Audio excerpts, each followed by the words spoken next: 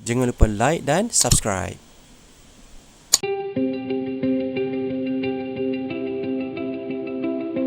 Assalamualaikum warahmatullahi wabarakatuh.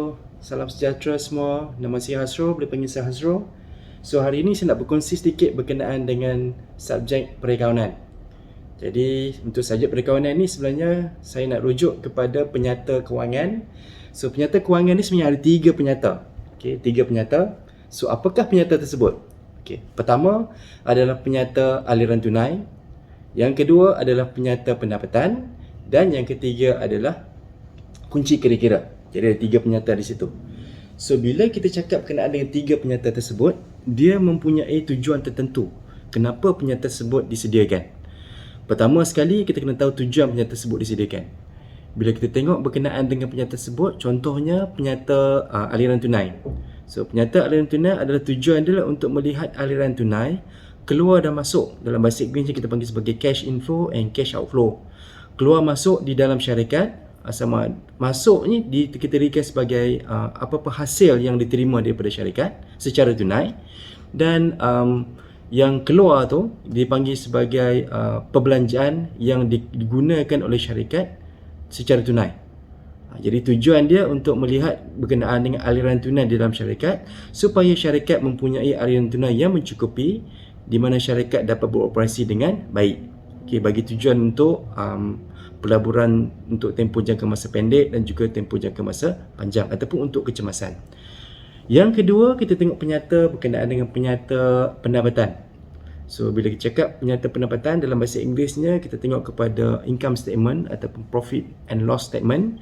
Jadi dalam penyata tersebut dia mengukur berkenaan dengan keberuntungan syarikat ataupun dalam bahasa Inggeris kita sebut profitability.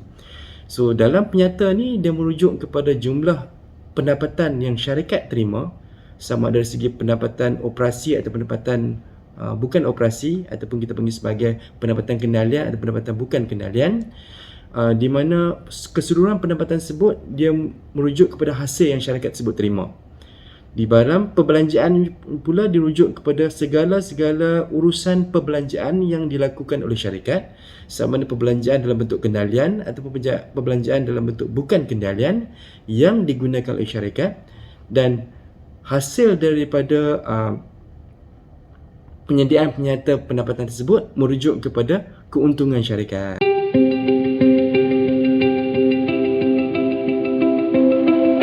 So, untuk yang ketiga, rujuk kepada kunci kira-kira.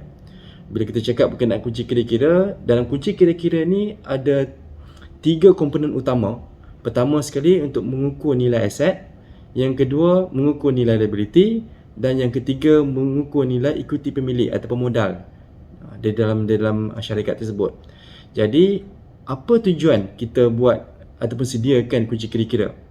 Tujuan dia adalah untuk melihat kemampuan syarikat tersebut untuk membuat pembayaran hutang. Okey. Maksudnya di sini jumlah liability tersebut adalah sesuatu aset ataupun sesuatu barang yang dimiliki oleh syarikat. Contohnya adalah bangunan, contohnya adalah mesin, contohnya kelengkapan pejabat, contohnya tunai di tangan dan sebagainya lah. Itu yang syarikat miliki. Liability ini sesuatu perkara yang syarikat hutang ataupun tanggungan kita panggil.